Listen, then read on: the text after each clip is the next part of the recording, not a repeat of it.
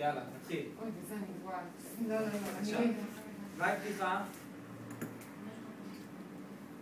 אוקיי, 5 כפול 500. אוקיי. אחרי זה מכרתי 200. אז זה יישאר 300 כפול 5. מצוין.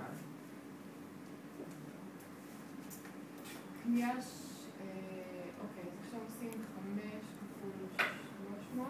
רגע, קודם כל קניתי 300 כפול 4. כפול 4. עכשיו אני צריך לחשב, כי אמרו לי ממוצע משוקלל. 5 כפול 300.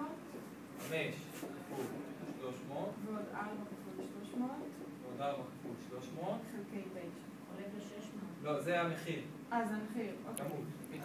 600. 600. כמה יוצא?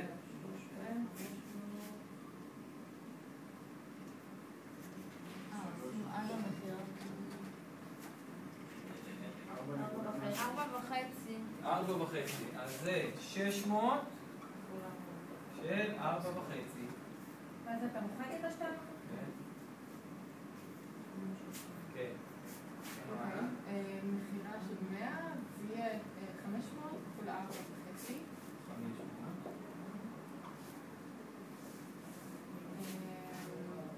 קנייה 200 כפול 6. 200 כפול 6. מה צריך לעשות? ממוצע משוקלל יהיה 4.5 כפול 500.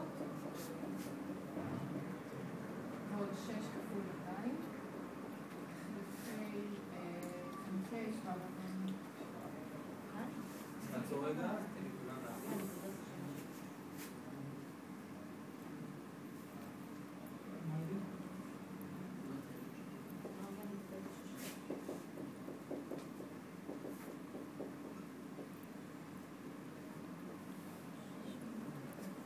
יש לי 700 של 4, 9, 3.